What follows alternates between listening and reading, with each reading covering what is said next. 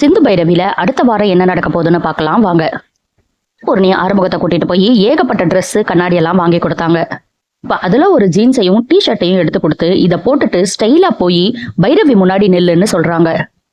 எதுக்குமா இதெல்லாம் அப்படின்னு கேட்டதுக்கு, நீ மில்லுக்கெல்லாம் போவேனா, இதை போட்டுட்டு போய் பைரவி முன்னாடி நின்று அவளை சினிமாக்கு கூட்டிட்டு போ அப்படின்னு சொல்றாங்க.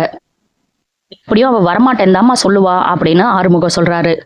ஸ்டைலா கண்ணாடி எல்லாம் போட்டுட்டு போய் நின்னா அவ கண்டிப்பா வரமாட்டேன்னு சொல்ல மாட்டா, நீ போ அப்படின்னு ரொம்ப கம்பல் பண்ணி அனுப்புறாங்க. ஆறுமுகமும் அம்மா பேச்ச தட்டாதவராச்சே. ஒரு ஜீன்ஸ், கிளிப்பச்சை கலர்ல ஒரு டிஷர்ட், கண்ணாடி போட்டுட்டு பைரவி முன்னாடி போய் நிக்கிறாரு. ஆறுமுகத்தை பார்த்துட்டு பைரவி விழுந்து விழுந்து சிரிக்கிறாங்க. என்ன ஊருக்குள்ள ஏதாவது சர்க்கஸ் ஆரம்பிச்சிருக்காங்களா, கோமாளி வேஷம் போட்டுட்டு வந்து நிக்கிற அப்படின்னு வேற கேக்குறாங்க. 4 பேரை சிரிக்க வைக்கிறதுக்கு கோமாளி வேஷம் போட்டாலும் தப்பு கிடையாது அப்படின்னு ஆறுமுகம் பதில் சொல்றாரு.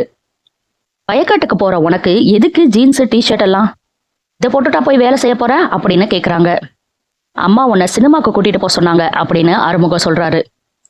உனக்கே இது ஓவரா தெரியல, ட்ரெஸ்ஸை மாத்திட்டு வயக்காட்டுக்கு வேலை செய்ய போ அப்படின்னு பைரவி சொல்லிடுறாங்க. இது எல்லாத்தையும் ஜன்னல் வழியா நின்று அன்னபூர்ணி பார்த்துக்கிட்டே தான் இருக்காங்க. திமிரு பிடிச்சவ அப்படின்னு மனசுக்குள்ளேயே நினைச்சிட்டு ஆறுமுகம் அங்க இருந்து போயிடுறாரு. நம்மளால ஆறுமுகம் லைஃபே போயிருச்சே அப்படின்னு ரொம்பவே ஃபீல் பண்றாங்க அன்னபூர்ணி.